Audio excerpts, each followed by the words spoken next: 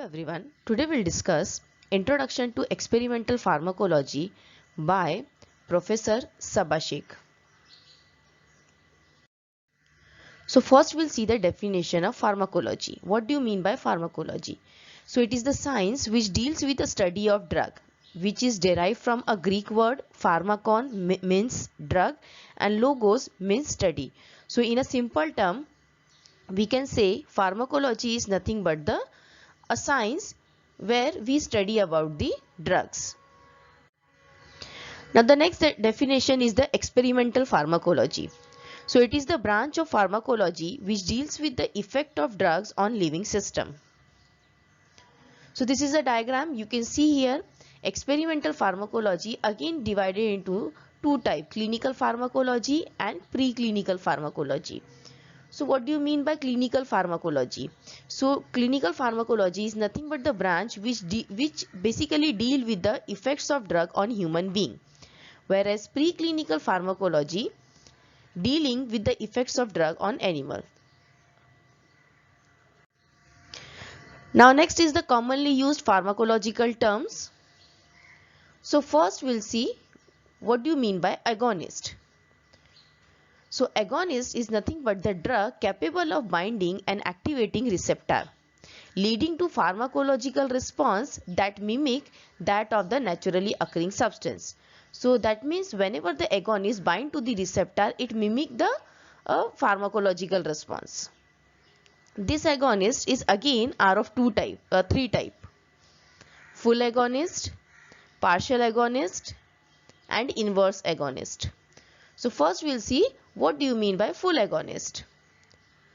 So full agonist is nothing but a substance that are capable of elicting a maximal response as it displays full efficacy at that of receptor. In a simple term, we can say when the full agonist bind to the receptor, it gives a maximum response. Then partial agonist, so it bind to and activate to a receptor but is only able to elicit a partial efficacy at that of receptor. So that means when the partial agonist bind to the receptor, it gives a partial effect. A maximal effect cannot be produced even when the concentration is increased. So even when we increase the concentration, we will not get the full response. Why? Because the agonist here is the partial. Then the third one is the inverse agonist. So inverse agonist is nothing but the drug that produces an effect that is pharmacologically opposite to the agonist. Okay, so inverse agonist produce the pharmacological response which is inverse to the agonist and act at the same receptor. That means it will act on the same receptor but the effect will be opposite. Now the next term is the antagonist. Does not produce a biological response on binding to a receptor, but instead it blocks or reduces the effect of agonist. Okay, so antagonist, what it will do? It will block or reduce the effect of agonist. So antagonist again are of two types. One is competitive antagonism and the non-competitive antagonism. So first we'll see what do you mean by competitive antagonism or competitive agonist. So drugs selectively bind to the receptor without causing activation but in such a way to prevent the binding of agonist. Okay, so competitive antagonist, what it will do? It will bind to the receptor, okay, and it will not activate the receptor but in such a way that it prevent the binding of agonist. What just now we have studied here, okay, it will antagonist block the effect of agonist. So here competitive antagonist, what it will do? It will bind with the receptor and prevent the binding of agonist. Antagonism may be reversible. The meaning of reversible means what? कि when we increase the concentration of agonist, again the effect this antagonism will be reverse. Then non-competitive antagonism. So a non-competitive antagonist may affect the reaction by binding to the allosteric site of the receptor, therefore not competing with the agonist.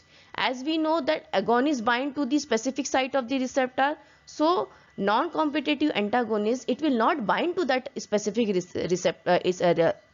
specific site. Instead of that, it will bind to the allosteric site of the receptor. Okay, and as it will bind to the allosteric site of the receptor, it will change the it will do the conformational change. Okay, due to the conformational change of the receptor, what happens, this antagonism is irreversible. The meaning of irreversible is that even when we increase the concentration of the agonist, this process will not be reversed. Okay, then the next term is allosteric modulator. So what do you mean by allosteric modulator? A drug that binds to the receptor at the site distinct from the active site. That means allosteric modulator bind to the other side than the active site of the receptor. A conformational change is induced in the receptor, altering the affinity of the drug for the endogenous ligand. So what it will do, allosteric modulator basically bind to the other than active site. जो allosteric site होता है वहाँ जाके it will bind and do the conformational change in such a way that it will decrease or increase the affinity of the receptor for the endogenous ligand. So when increased affinity of the receptor for the endogenous ligand occur, it causes the positive allosteric modulator. Okay, and when decrease the affinity of the receptor for the endogenous ligand occur, it is called negative allosteric modulator. Understood? So allosteric modulator either of two type, positive or negative. So when the allosteric modulator increase the affinity of the receptor from the endogenous ligand, it is called positive allosteric modulator, and when the allosteric modulator change the receptor in such a way that it will decrease the affinity of receptor for the endogenous ligand, it is called negative allosteric modulator. Now next is the EC50 value. So EC50 value is nothing but the molar concentration of drug that is necessary to cause half of the maximum possible effect, and this is used to compare the drug potency. So basically we calculate the EC50 value, effective concentration 50, in order to check the drug potency.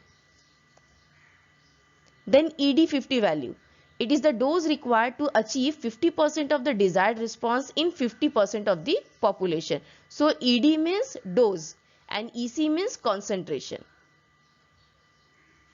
Then IC50 value, so molar concentration of drug that are cause 50% of maximum possible inhibition, it is called as IC50 value. So we calculate all this value in order to know the potency of the drug, effect of drug, and all this thing. The next is in vitro. So the analysis is usually carried out in test tube or culture dishes. Whenever we say that we are doing in vitro test, that means we are performing in a lab, in a test tube or the culture dishes. In vivo experimentation using the whole living organism. When we use the whole living organism, such type of experimentation is called as in vivo experimentation. Then ex vivo experimentation using a tissue in an artificial environment outside the living organism, it is called as ex vivo. Now the next is the half-life. The time taken for plasma concentration of drug to reduce to half of its original value is termed as the half-life. Then the last one is the efficacy, used to describe drug responses in relation to receptor occupation. High efficacy drug can produce a maximum response even it is bind with a very relatively low proportion to the receptor. Whereas low efficacy drugs are unable to cause receptor activation to the same degree and maximum response may not be achieved even at a full occupation at the entire receptor population. So that means in a simple term, high efficacy drug produce a maximum response while it bind to the very low proportion to the receptor, whereas the low efficacy drug cannot produce the maximum response even if it bind to the full even if it bind to the full receptor. So this is all about our topic. Thank you.